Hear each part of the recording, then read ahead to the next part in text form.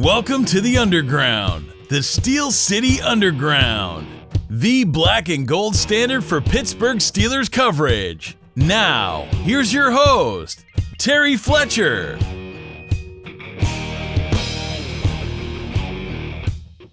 Hello, everyone, and welcome to the Steel City Underground podcast. My name is Terry Fletcher, which means we are at the WTF segment, What the Football, weekly segment of what's happening in the NFL.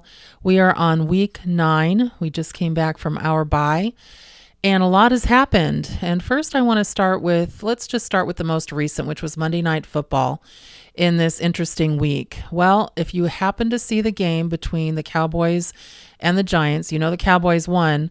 But what was really the winning note of that night was the black cat who made its way onto the field during the game. And right when the players were playing, marching down the field, a huge, actually adult-looking black cat came on the field. And this isn't the squishy, oh my gosh, let's name it fluffy kind. No, this is the one that forgot it was Halloween last week and kind of looked a little scary. But if you want to see something really funny, don't go back and look at the replays from TV. Go back and listen to Westwood One's broadcast, which is on the NFL Network channel, and listen to, you'll find it. Just Google it, search it out. It is hilarious on how they talked about this cat coming down the field, because he was running and it looked like he was running cheetah style made it all the way into the end zone and then came off the field, on the field. It was pretty funny. The Keystone Cops, it looked like, came out trying to get the cat, but it was a pretty funny moment just to see this cat on the field. Also, any of you last night have any fantasy players in that game? I was about to win two of my fantasy leagues. I have 3, and won one of them, but lost one because of, Peppers, their safety, and also Ingram, their the Giants tight end. Now, you're not winning the game. Garbage points, you've seen that segment. That helps no one. Yes, that helped no one, especially me. So thanks a lot. Lost by 3 points, but that's how we're going to start the week with that Cowboys game. But we had a lot of interesting games this week, a lot of interesting things going on. The Chargers beat Green Bay. Now, I agree with Aaron Rodgers. He said, you know what, sometimes you need a little humble pie to make you realize you're not all that. And that's what they got. It was kind of a brutal game. If you had a chance to take a look at it, I can't believe they lost the way they lost. It was definitely interesting. Then we get to the Miami game. Well, you know that they were 0-7 going into that game, and they basically won their first game of the season versus, who do you think? Le'Veon Bell and the Jets. Yes, they won 26-18, their first win since week 14 of the 2018 season, which is just sad. My WTF moment for them is not just, okay, so Fitzpatrick wins his first game of the season, and they're just celebrating. I mean, they did the whole Gatorade bath thing for their coach, but they just play in Miami like, hey, we're just going out in the backyard and playing football. We don't care if we win or lose. And it's definitely not Steeler football. Let's put it that way. But for the Jets, can we finally just say that Adam Gase is overrated? I mean, I don't know what he's doing out there. He's just, I don't know. The Jets are just really, really sad team. It's kind of interesting out there what's going on. So let's take a look at a couple other games. Now, it's funny how, I don't know if you've noticed this, and to me, this is a huge WTF.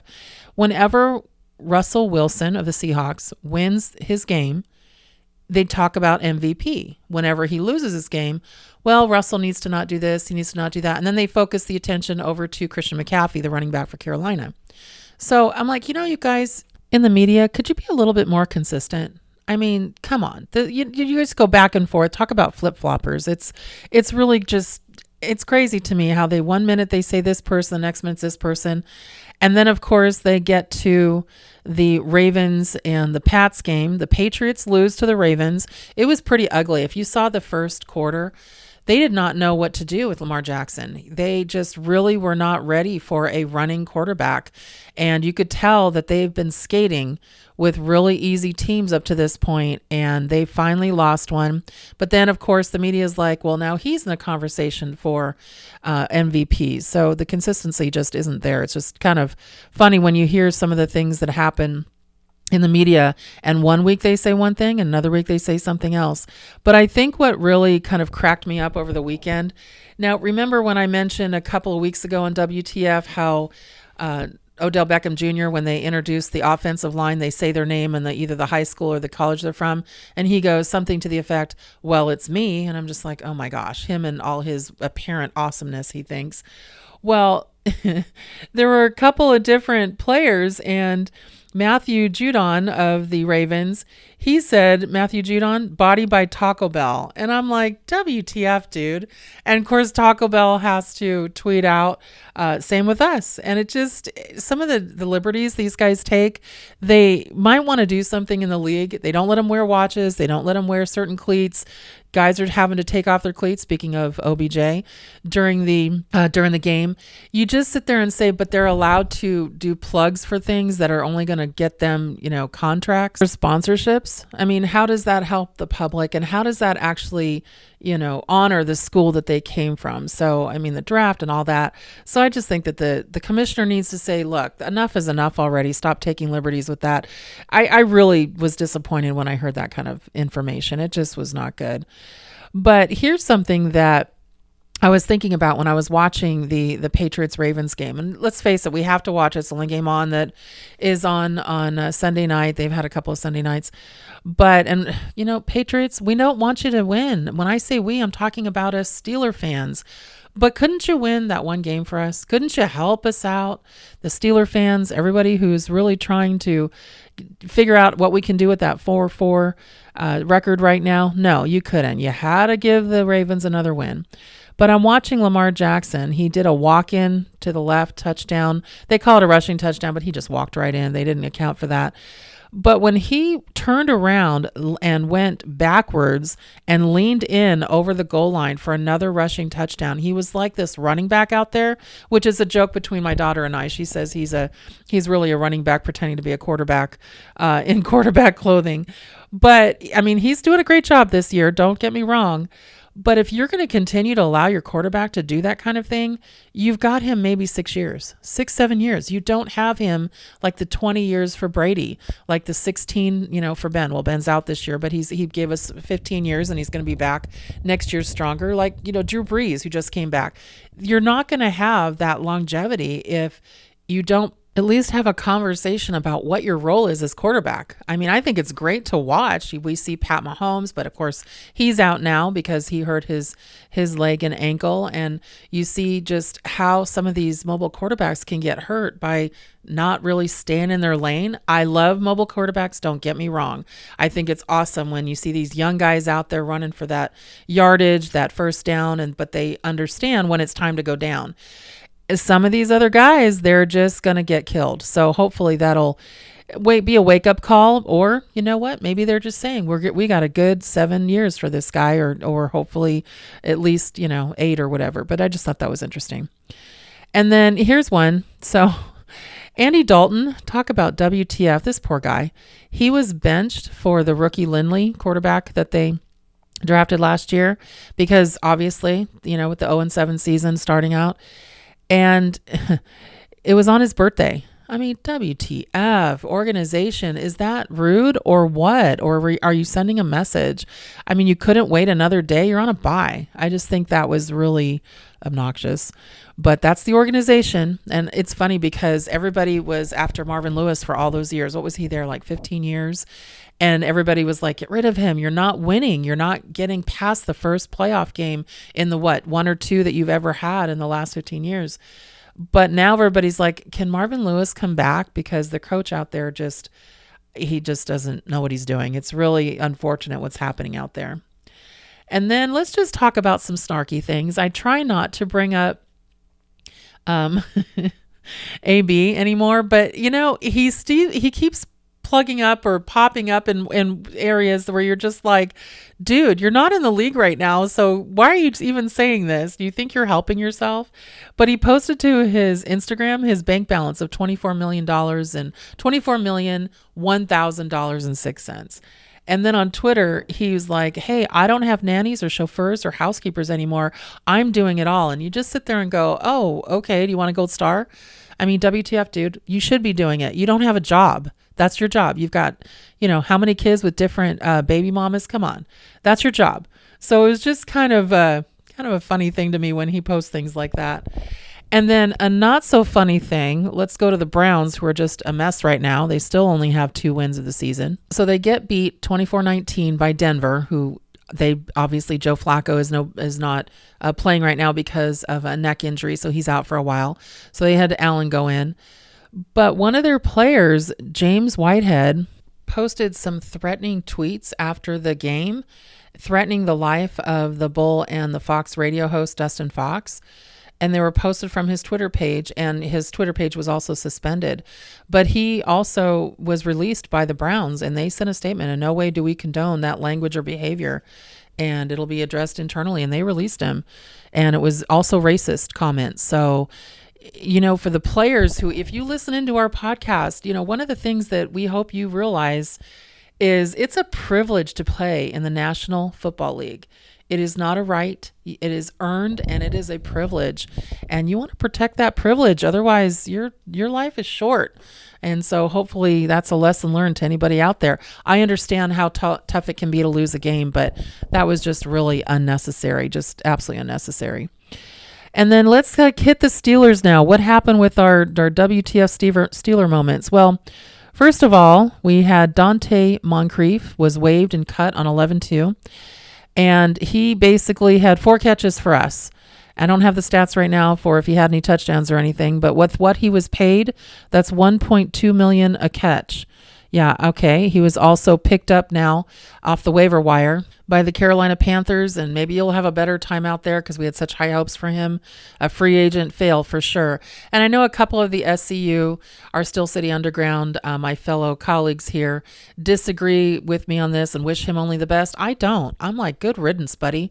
That's what I'm saying on my WTF. You had more drop passes than you had catches. So that's my rant on him. I've ranted on him before, and I'm happy with the guys that are working hard and catching passes for us. So I guess, move on. And there you go with that. So with the Steelers, one thing that's kind of funny, a WTF moment for the betting line, is that the Steelers opened at +1, but after T.Y. Hilton was ruled out, they went down to -1, and they ended up winning 26-24. So boy, the betting gods, the gaming gods, I should say, it's sports gaming, not betting. It's funny when they tell us that. They know. I mean, we just barely beat the spread. But what a sloppy game. I don't know what you guys thought. I did an article on the quick yinsing. You can see it on the Steel City Underground site on all this. But, oh my gosh, we had PI calls that Coach Tomlin decided he was going to review. But he decided to throw out the challenge flag in the last minutes of the game. And all I could think of is, WTF, why would you do that at the time in the game? They're just not turning them over. They're not changing their mind. And, the referees seem to want to be right instead of wanting to make the right call. And that's where I have a problem with it. There was no question that the first one should have been turned over. There was no pass interference. And for them to call that, they just want to be right. They don't want to make the right call. They just want to call it. But you lose a timeout if you lose a challenge. And we lost 2 timeouts. And at that point in the game, when it is such a close game and you're only, winning or losing by a couple of points, I just thought that was a bad decision to at least have 2 in a row by Mike Tomlin. I don't know if he's getting something up in the booth that somebody's watching for him and telling him in his ear piece to do, but I just felt like that was irresponsible. That's just my opinion, so it'll be interesting to see if he does it again. And then we had some interceptions, we had fumbles, we had a safety where Alejandro Villanueva fell on it after there was a sack and a fumble by Rudolph. And some of you were saying, why did he fall on it for a safety? Well, it's a safety, even if they bat it out of the end zone. But if the other team fell on it, it's a touchdown. So we'll take the 2, unfortunately, which closed the margin to we were ahead at that point, 20-18. But we don't want a touchdown there. But when I talked about, I think last week or the week before, when Rudolph, he needs to get rid of the ball. And if he is back there in our own end zone, get rid of the ball. You have to understand that those 2 points could make or break a game, as you can see by the score. But you really have to look at it as, in my opinion, we did not take that game away from the Colts. They gave it to us because who's always stellar, Vinatieri, he missed the field goal. Was not his fault. If you look at any of the replays, videos that they have out there, his long snapper did not get the laces out. He did not have it positioned right for him to kick it. He had no chance to make that field goal at, I think it was 42. And I just knew it. I was sitting there and I'm like, he's going to miss this. Now, people miss the fact that he's missed 7 this year, and because he's always pretty reliable, but he's an old guy. And you really need to make sure that you've got it perfect for him, and his long snapper hung him out to dry. And so we won by 2 points. And I had a feeling that was going to happen. I don't know what it was, Sixth Sense or whatever, but talk about a WTF for him, that poor guy. But here's a positive. This is for all of you out there that think that giving up a first-round pick for safety Minkah Fitzpatrick wasn't worth it. I don't know what you're looking at, and I thank our Zach Metzler in our Steel City Underground. He's one of our stats guy for giving me this information or posting it for me to use. So in 6 games since joining the Steelers, 30 total tackles, 6 passes defended, 4 interceptions, and a touchdown, 2 forced fumbles and 1 fumble recovery. And his touchdown was 96 yards return, by the way, his run back. He covered 113-yard distance. And here's the coolest thing. He was so fast, his speed on that return by Next Gen Stats was 21.48 miles per hour. Nobody could catch him.